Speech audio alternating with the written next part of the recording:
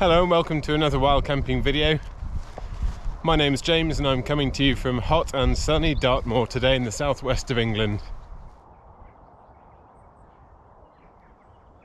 I've got a couple of new bits of kit to show you today, including my Osprey Exos 48 backpack, and I'm trying out the OEX Phoxx II version 2 today. If you've watched many of my videos, you might be used to seeing me in my Terra Nova Southern Cross 1.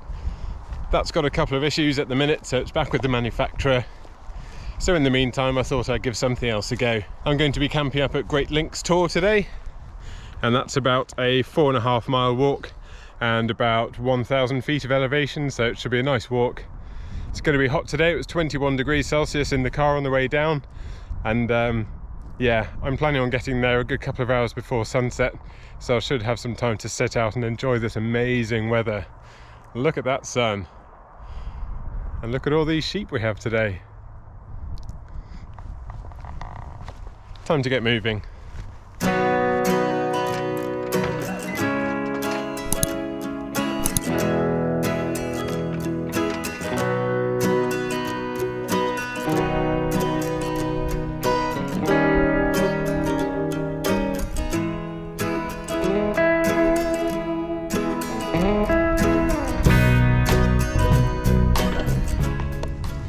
These guys seem to know where they're going, so I'll just follow them. Okay, maybe they don't. They must be camping up on Black Tor tonight.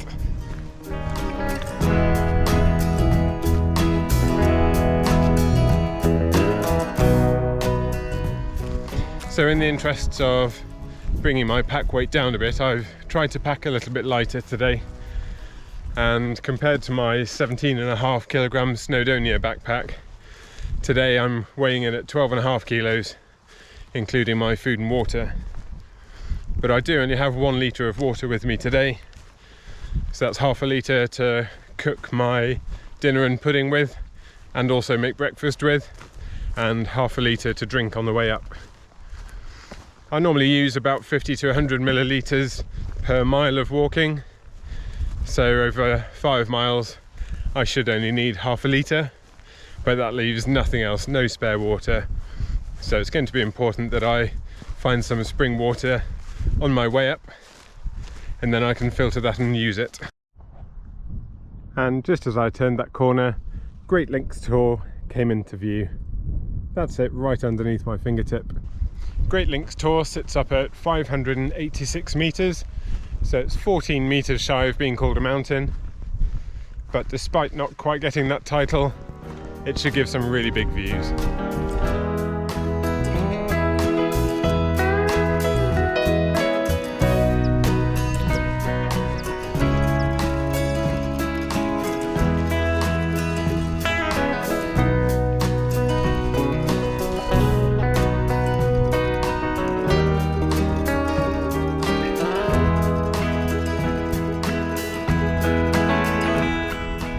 I'm about 300 metres away now from where this little spring should be, so I can get some water for the night.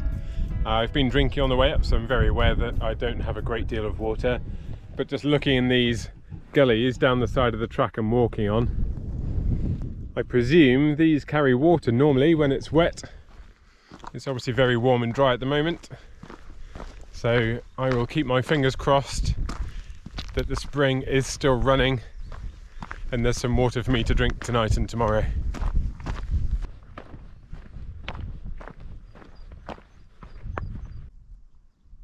Just 50 metres further on and you can see that there is some water in here. So there is hope for me yet. Let's go and look. Well, I can tell you we are getting near the spring now because I can hear it. And that is exactly what I wanted to see. Lovely, fresh, running Dartmoor water. What I didn't want to see is someone already standing up on top of Links Tor. I think that's a person on top of the rocks, I'm not really sure yet. I didn't really want company tonight, so I might have to start looking at the map and seeing if there's somewhere else I can pitch up. But I think I have time to go up there and have a look, see if there really is anyone there, or maybe there's just some kind of a post set into the rock. But for now, it's time to get some water.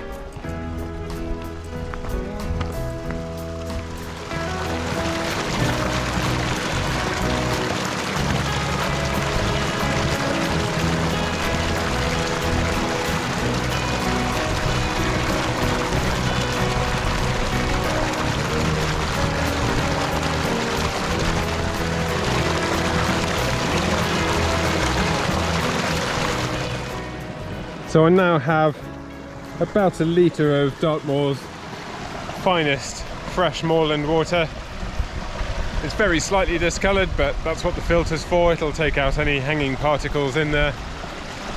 A good bit of news, the figure I can see standing on Great Links Tor, I think might just be a post or a pole or something. If it's a person, they are very good at standing very still for 5 minutes or so. Maybe it's someone admiring the views, but I'm going to keep my fingers crossed and hopefully it's just a post on top of those rocks. So I'll get my water packed around the rucksack and get moving.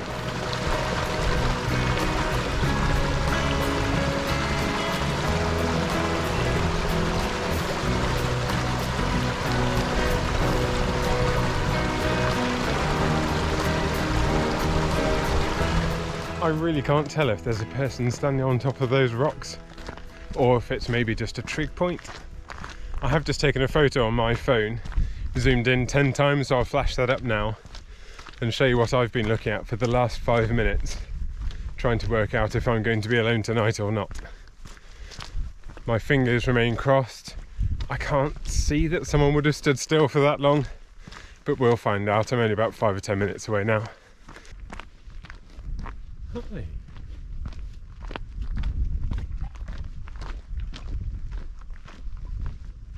Okay, well, there's good news and there's bad news. Good news is the figure on top of the rock was actually a trig point and not a person. Bad news is, just as I got within about 150 metres of where I was planning on pitching up tonight, I could see another tent. So someone else has already got Great Links Tor for tonight.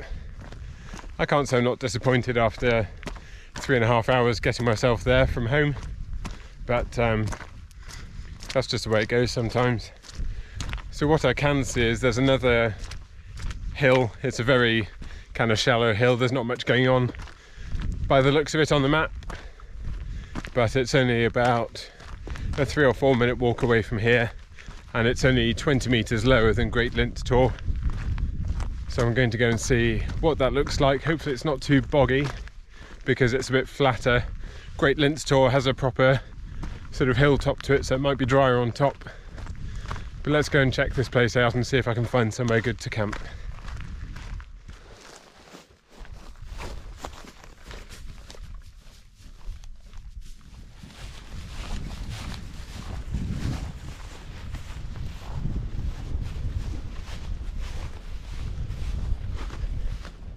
Well, I've made it up to my very newly formed Plan B. This is Hunt Tor behind me, and just in the distance there you can see Great Links Tor, which was the plan originally, but if I squint hard I can actually see the person up there. So I think they get the better view, but I'm still fairly happy with my view. I can see quite a long way from here.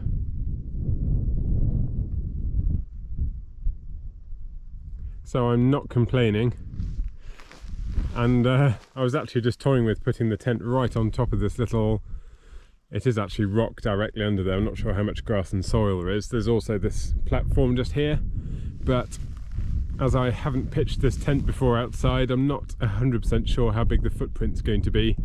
I know that my Southern Cross one would actually fit on that little ledge, but I'm not sure about the OEX Phoxx II. So I'm just going to have a quick scout around, see where looks best. I've got a few options, I can see that already. And I'll get the thing out and get it pitched. So here is the Phoxx II in all its glory. I've packed it into the same dry bag I use for my Hilleberg Solo. This is not the lightest or the most compact tent I've ever seen or owned, but that's not too bad really for a 2-man tent, and it's 2.1 kilos with the pegs and poles. So I'm not going to do a really in-depth review of this tent now.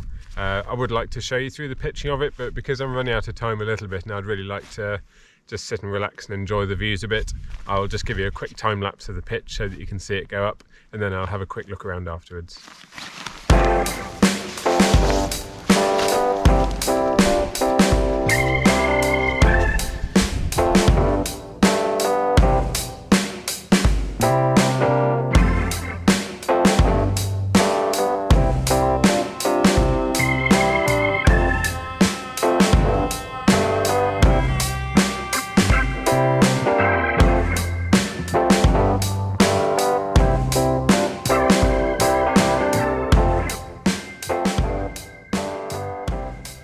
That is the OEX Phoxx II pitched up now. I think that looks reasonable. And the view is okay too. I quite like that you can just clip the fly sheet down to this bottom pegging point. That saves a bit of time. We are in the reeds a little bit around here, but it's still pitched okay. Don't think I'll be using that entrance tonight. So this tent of course has an entrance on each side, which means 2 vestibules, and that will be a novelty for me.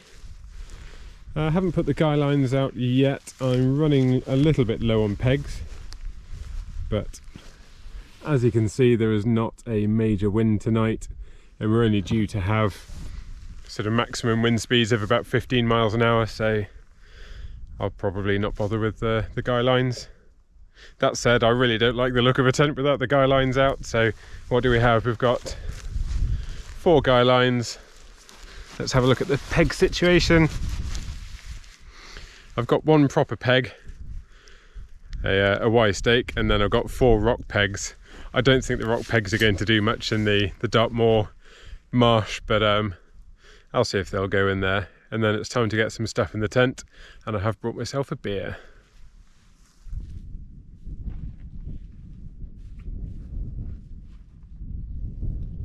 So here is the OEX Phoxx II. I really like the look of it. It lies nice and low.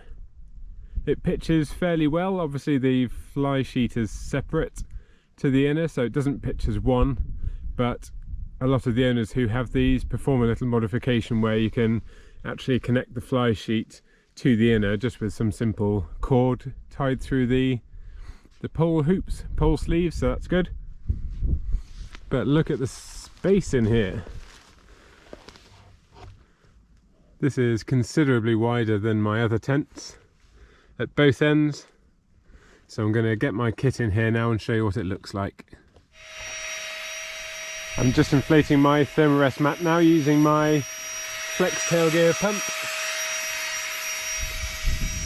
And on my previous wild camping video from Snowdonia, I was slightly childish and played a harmonica sound over the top of the tiny pump.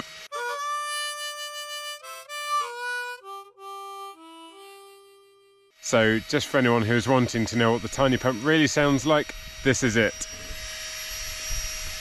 It is a bit noisy, but then it only takes 2 minutes to inflate the mat. So it's done most of the work now, and that's as far as the pump will inflate this mat.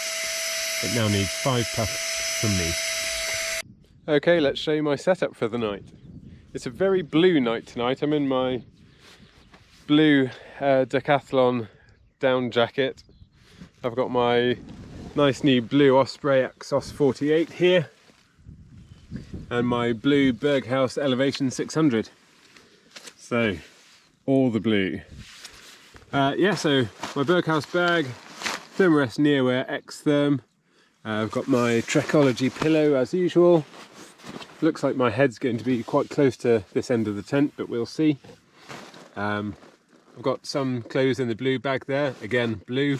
I swear I didn't plan this. I don't see a great deal of space in the vestibule for putting my rucksack. It looks like it will just about fit on its sides, so I think what I might do is just open up the other door there. Still can't believe I have 2 doors. And just stow my rucksack away in there. I've got my MSR wind burner down here. So that's about it really. You can see it's still a really, really nice night tonight. Still round about an hour till sunset, so I think I'll get my food on nice and early. I'll get a beer out as well because I treated myself. This tent is not the smallest tent I have. My Nature Hike Vic 1 will pack a lot smaller than this, so I look forward to seeing just how small and light I can go. So yeah, the pack weighed out at 12.5 kilos before I left. So I treated myself to a beer on the way. I thought, well, if I've saved that much weight, that's 5 kilos lighter than the pack I took up to Snowdonia a couple of weeks ago. And I really noticed that weight because I hardly noticed the pack on the walk up here, which that's a real luxury. So I look forward to dropping even more weight out of that. Yeah, I've got my litre of water, so I've got plenty of water for the night. Just need to filter a bit of that with my Sawyer mini filter. And then it's just time to enjoy some of these views, I think. It's a really gentle breeze. It's quite a cool breeze. It's not going to get too cool tonight. I think about 8 or 9 degrees at the coolest tonight, which is well within the limits of what I brought with me. So yeah, time to get some food and beer.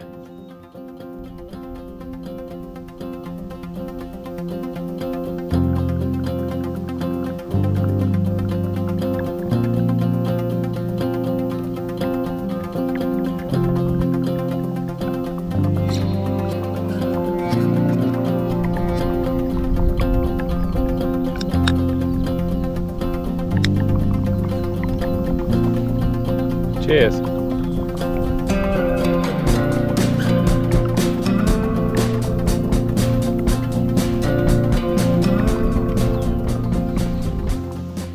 You can't ask for much more than this, really, can you? It's a lovely quiet evening. I don't really need my hood up anymore.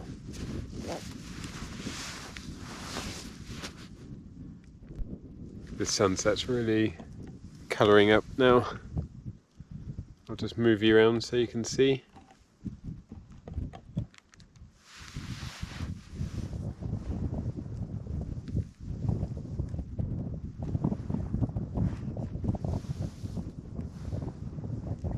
In terms of food tonight, I'm on the burgers and beans for the main, and salted caramel chocolate brownie for pudding. It's funny how tonight this is definitely a plan B. I hadn't planned a plan B, I just had one plan, which was to go to Great Links Tor. So I just had to make something up on the go, really, but what a backup plan this has turned out to be. It's just such a simple equation. Countryside plus tent equals complete and utter peace and quiet. I think my burgers and beans have had long enough heating up in the water now. They've had 7 or 8 minutes.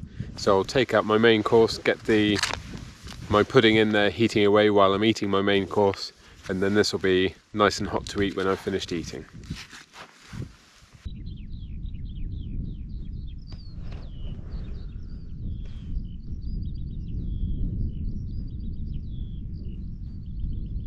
As you can see, I have a really good view over to Great Links Tor over there. And I bet whoever's camping up there tonight had a great view of that sunset. And just down here, you can see my tent. So I'm just perched on the rocks next to it. It's a nice flat slab on top of here, so it's perfect just for sitting here. I'm in no rush to get to bed, really. I'm quite happy just to see out what's left of the daylight. But with the light fading now, I'll get my pudding down me as soon as it's warmed through, and then I'll just soak up the rest of the night, and I'll see you in the morning.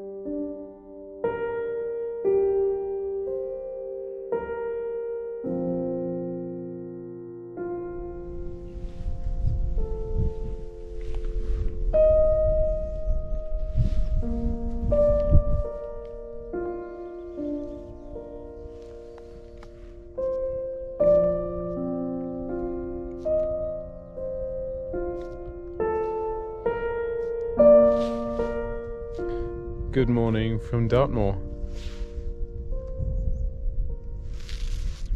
I have definitely had worse starts to my day. The forecast was a little bit questionable for this morning. The BBC said it was going to be cloudy, Met Office said it was going to be clear. I would say the Met Office won the forecast this time.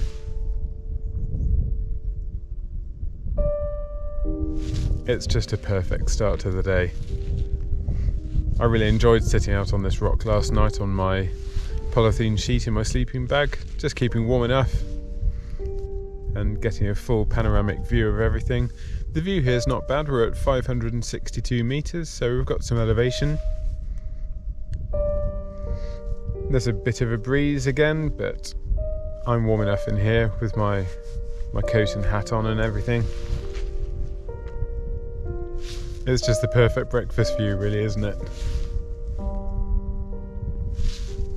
It's exactly 6 o'clock in the morning now, so there's no rush yet for me to get packed up and move out. I haven't decided what route to take back to the car yet. I'll plan something up in the next hour or two. It was 5.5 miles to walk out here, so I imagine it'll be similar, maybe as far as 7 miles.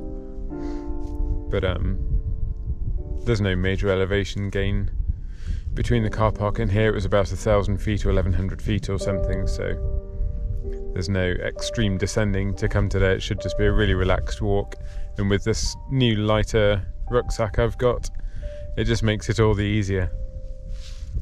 So I'll just enjoy these morning views a little longer and then start thinking about getting packed up, but I'm in no hurry. I might as well show you my pitch while I'm up here as well. Here's my little OEX Phoxx II tucked away down here. You can see that it's really low lying, this tent. It's a great shape for dodging the wind. It's got a fairly low roof line and quite wide sides as well, so it's nice and sloped on all four sides really. It's been a good spot this. You can see I'm a little bit sheltered from the rock I'm sitting on. A little bit of shelter over here, but there really hasn't been any wind to speak of. There's been a lot of moisture in the air.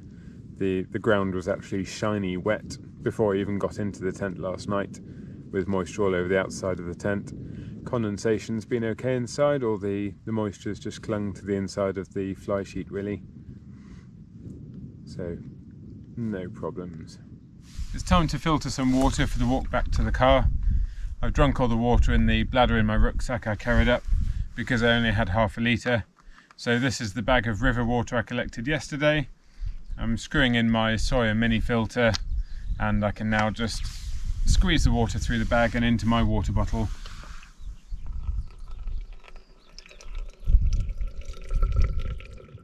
I've finally packed everything up now after taking a very long time just to sit on the rock, watch the sheep, watch the sunrise. The sheep were actually really good company this morning, very entertaining.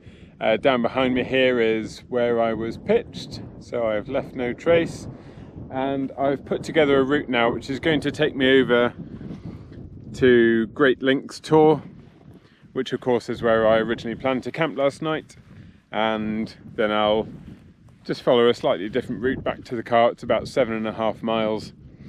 Once again I'm a bit hungry, even though I've had my great big porridge this morning, but I've got some flapjack squares and a couple of chocolate eggs to keep me going. So let's go and see the view we should have had last night, and then I'll work my way back down to the reservoir.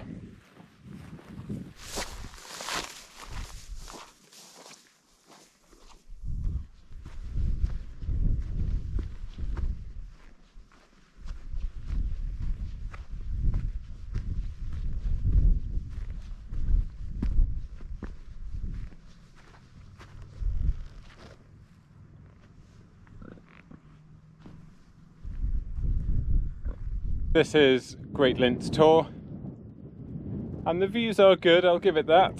And these rock formations are just huge, look at the size of them.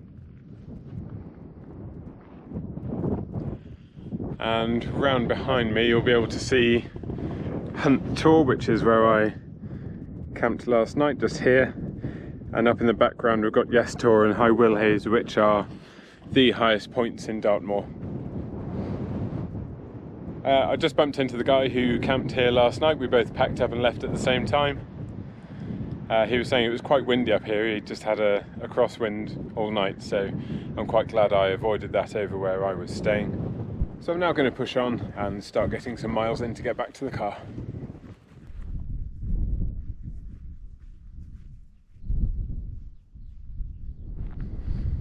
That is Widgery Cross in the background there. I'll stick a photo up now. There were too many people up there to take any closer footage. So yeah, that was a commemorative cross built there courtesy of William Widgery in 1887 to commemorate Queen Victoria's Golden Jubilee.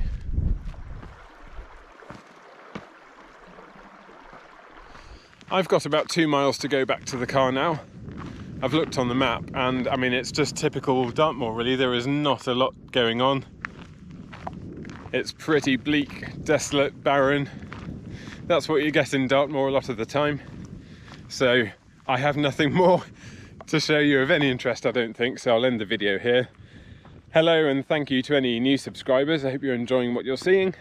And if you haven't subscribed, please consider subscribing. It really supports the channel quite a lot. It motivates me and it lets me know that it's this is the kind of content that people want to see.